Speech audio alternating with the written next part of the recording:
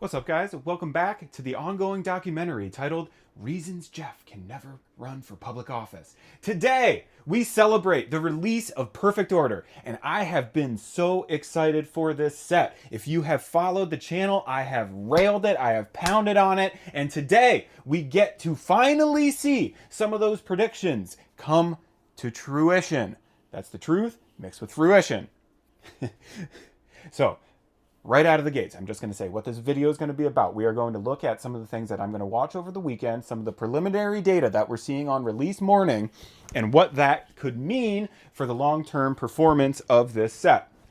So, first of all, I have to do this because no one else is going to do this for me. But had you been here 2 weeks ago, and if you listened to me accuse everybody who was pre-ordering booster boxes in the 230s and 240s of huffing their own farts until their eyes turn green, well, and had you taken that information to heart, you would have already saved about 20%, because as of the morning of release, we are seeing booster boxes hover in the mid 190s to low 200s. I have seen booster boxes in the high 180s with a little bit for shipping, which would have pulled the total to like 190, 192, 193. We are seeing very low prices relative to every other set in existence. But I caution you, at the same time, we are seeing tremendous sell-through rates at these prices. This is good. This is good. We want people to understand long-term.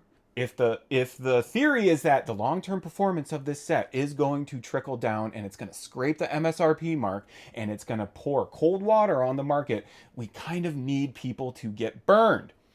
So, what evidence do you have, Jeff? What evidence do you have that that's even going to happen? I mean, if this release is coming out and the sell-through rate in the 190s is tremendous, how doesn't that mean good things for the performance of the set?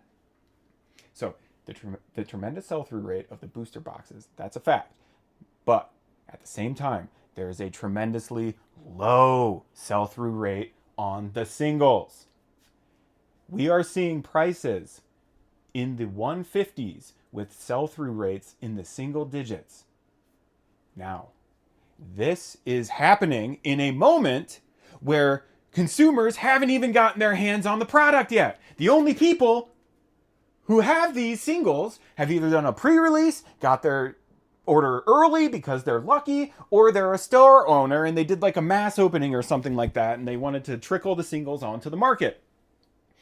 So, if there are hundreds of thousands of booster boxes that are entering circulation today, that means that there are millions of packs that are all going to cry out in terror and will suddenly be silenced.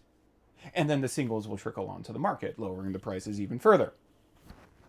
So we get to an interesting point in the market where how can you have a booster box for $200 when the best chases in the set are worth half of that? Now, to be completely clear here, there is the Golden Zygarde 2, which I expected to hover around the 200 mark, but even then, you'll never pull that. That's like 1 in 1,000 packs. Like, come on. Nobody's chasing that anyway. Like, a terrible card.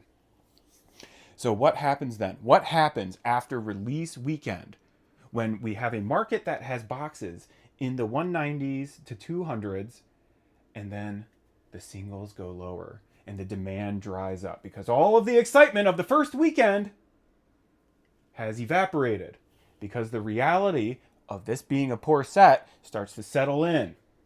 So you're going to have people who thought that this set was going to perform like Phantasmal, like Mega Evolutions, like every other set that came before it, and they're realizing in real time that that's just not going to happen. So that will encourage an army of Slim Shadys to clean out their closets, which will result in even more boxes entering the market.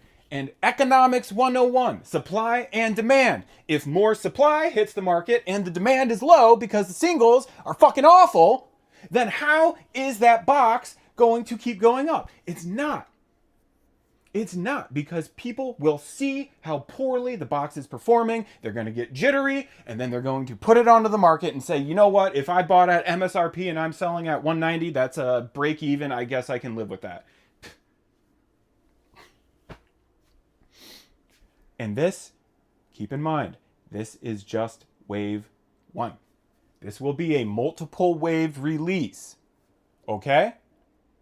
That means when LGSs get more supply in a few weeks, in a few months, and when that supply comes in and they see the prices hovering lower than every set before it, what do you think that they're going to do? Do you think they're going to sit on that?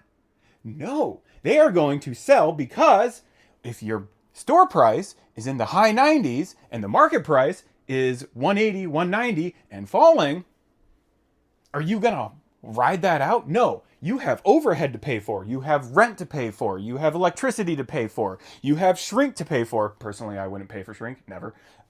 You have events to pay for.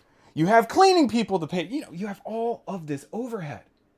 And an opportunity to capitalize on a product while you can. So that's what they're going to do. This all results in the market getting driven down. So I am going to watch the booster box prices. I expect them to settle in the high 190s to 200s in the short term. I expect single prices to settle for the special illustration rares in the low 100s with low sell-through rates. If the Pokemon Center ETB goes below $100, I'm a buyer. Anything Pokemon Center ETB for lower than $100 is just a screaming buy. Perfect Order is a terrible set. I do hope that it cools the market, but that's kind of too good of a deal to pass on. So I'm not going to do it. Watch these things. This isn't going to play out over one weekend. This is going to be a prolonged, it's going to be a bleed out. We are going to see the market lose steam and lose faith in this set. And if that happens, and guess what? Ninja Spinner / Chaos Rising coming out doesn't look good either. If that happens, maybe, just maybe, we can get back to that blissful nirvana of not everybody running around with their hair on fire, blowing up Walmart, Target, trying to get rich quick. We need this set. Perfect Order, most important set in the last 18 months. I can't wait to see what the market does next. All right, that's it for today, guys. Catch you later.